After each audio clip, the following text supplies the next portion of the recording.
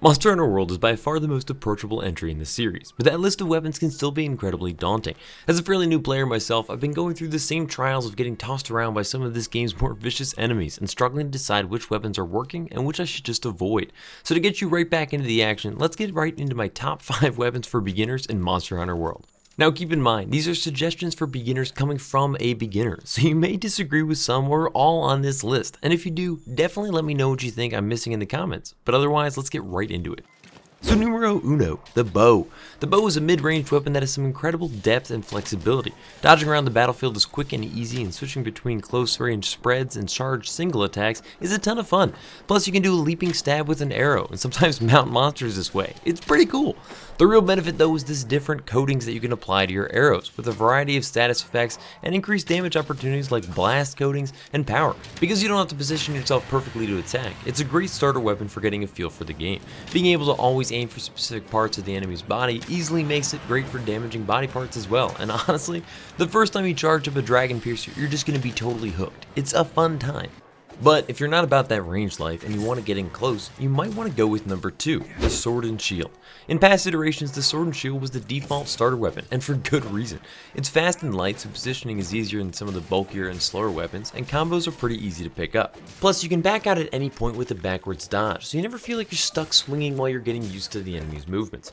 Obviously, the shield is great for protecting against many attacks and can be nice when you know a dodge just won't get you out of the way in time. And while using items no longer forces you to stop moving completely for any weapon, Sword and Shield still has the edge here by allowing you to use them while your weapons are still out. For anyone trying to pick up the mechanics, not having to put away everything just to whetstone or toss a quick potion is a lifesaver. If a Sword and Shield sounds a bit too plain Jane for you though, bring on number 3, the Longsword. Longsword is a huge, sweeping katana-like weapon and my favorite right now in Monster Hunter World. While at first I was turned off by its simple combinations, I was drawn in by the finishing moves and complex countering system. Longswords have great reach and are quick, unlike some of the heavier weapons, meaning they're perfect for making sure you're always hitting the enemy. With plenty of vertical slashes as well, it'll be useful even against many larger enemies later on. The spirit gauge charging is tons of fun, and tearing up your attack power with a spirit round slash is incredibly satisfying every time.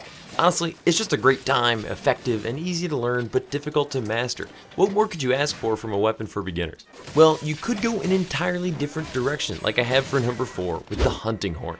The Hunting Horn is one of my favorite weapons from past Monster Hunter, and one of the most unique in this game in terms of ability and just goofy presentation. If you've ever laughed at a joke about bards on the battlefield, you'll love the Hunting Horn, with its ridiculous blasts of, I guess, music right in the thick of a fight against dragons. Different combinations of notes generate different effects, providing buffs to the whole party.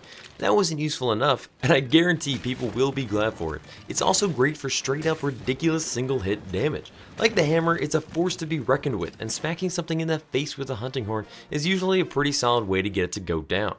It was one of the only ways I could actually beat some enemies in Monster Hunter Freedom on the PSP, and it's the furthest I got with any weapon for sure, with its sweeping, smacking blows interrupting many an enemy attack. The only downside in my opinion is its lack of interesting combos, which are fairly limited. But hey, if anything, this makes it even better as a beginner weapon with smaller learning curve. It's incredibly useful, and stacking up your party with buffs is tons of fun, and I guarantee you'll smile a bit the first time you fully smack something in the face with these massive weapons. So how can we possibly improve from there, you ask? Honestly, it was kind of tough, because I really love those top 4, but I think number 5 is an obvious choice with the Charge Blade. The Charge Blade builds energy with swift sword attacks, while the shield provides a ton of defense if necessary. Once that energy is built up into files, it can be unleashed in huge sweeping elemental axe attacks, providing a cool balance between quick small attacks and large hammering moves.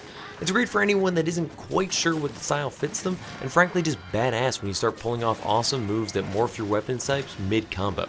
Some of the combos can be fairly complex and easy to screw up, but it's strong enough that it probably won't ruin your day even if it happens. And being so versatile, you can approach fights in a lot of different ways.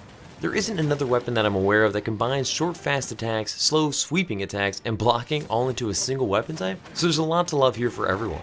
But that about rounds it up for my top 5 beginner weapon types in Monster Hunter World. So let me know in the comments which of these you started with, or what I shouldn't have left off the list. Definitely leave some tips on how I can get better with the Charge Blade, because honestly, I'm pretty terrible. And subscribe for more Monster Hunter World videos in the future. I'll see you all in the new world, and have a good one. Peace.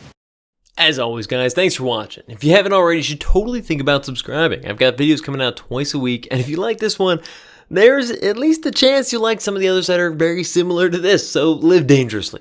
Let me know what you guys thought about the video in the comments and other videos you'd like to see. And finally, follow me on Twitter, Instagram, and Huntin for Games to keep up with all the latest stuff. See ya!